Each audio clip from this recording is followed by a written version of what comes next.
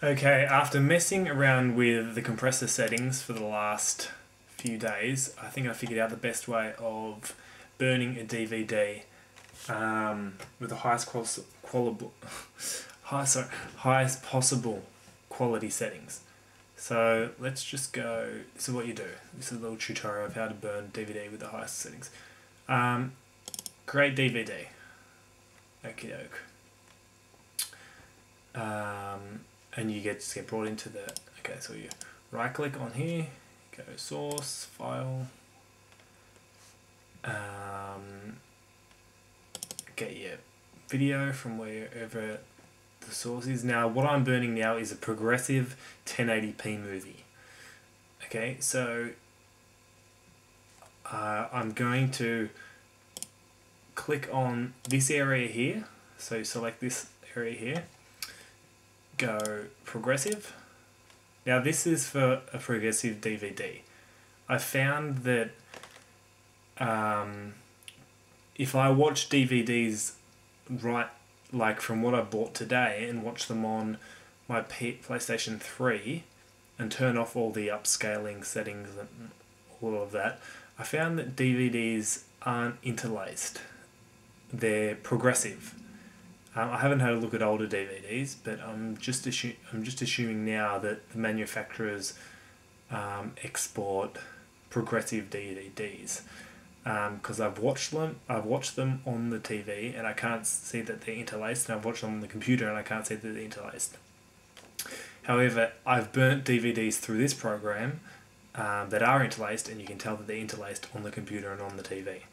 So from having said that, I'm going to show you this is how to burn a progressive DVD, the way they do today. So let's just call this DVD good. Alright, add a background in here, whatever you want to do, just grab a picture, any kind of picture, it doesn't matter, flowers, dandelion, here we go.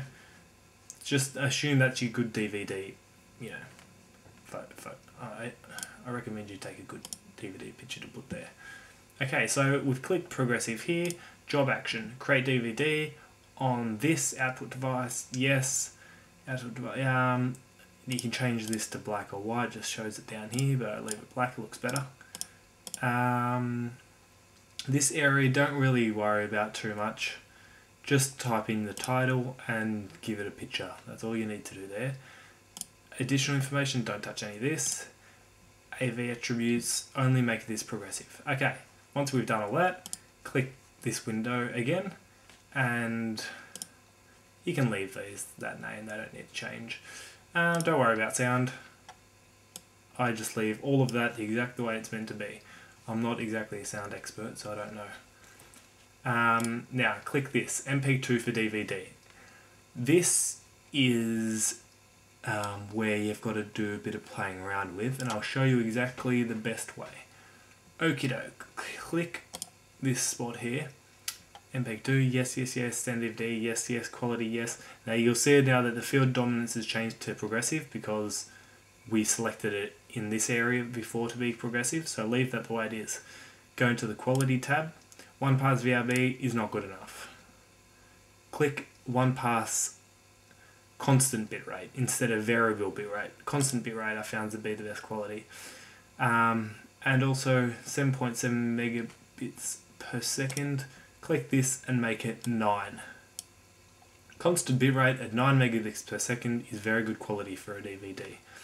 Now, the only problem is some older DVD players might not be able to play this because it's such a high bitrate. If that's the case, leave it on 7. Whatever it was on, 7.7 or 7.8, I can't remember, whatever it was on just a few seconds ago.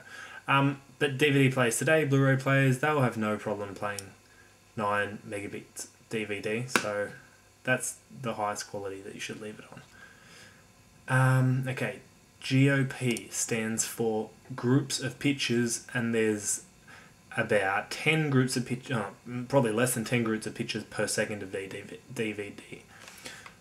So the structure, a B frame is a bidirectional frame, and it's kind of a compressed IMP frame. So we don't really want to compress it anymore.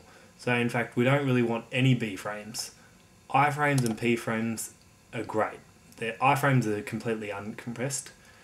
Well, they're a JPEG, so they're a little bit compressed, but they're the highest compression that you need for DVD, and the highest compression that it can actually do.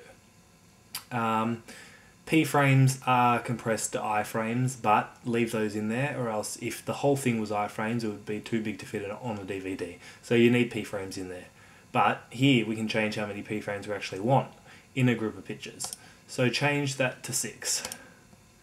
IPPPV is fine for, that's really good quality settings for the group picture size.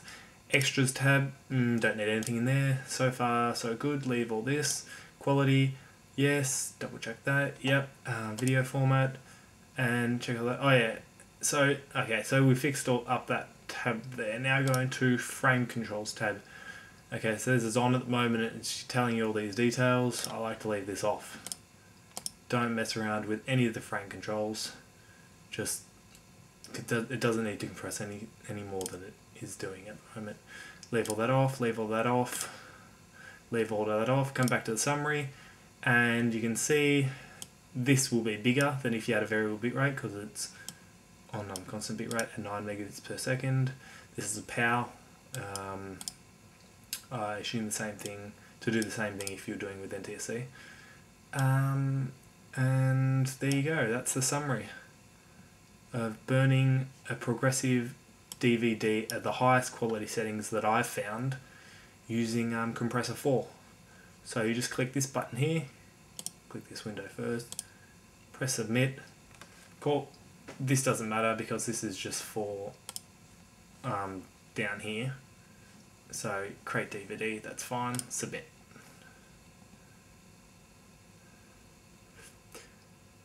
This will come out really good quality. Now this is a half an hour DVD. So, if it was just a short film, it will fit on here. If this was a 2-hour DVD, constant bitrate at 9 megabits per second might not fit. So you might have to do a little bit of experimenting yourself to see if it'll work. But I hope you've enjoyed the tutorial on what I found to be the highest quality settings for burning a DVD in Compressor 4. Thanks.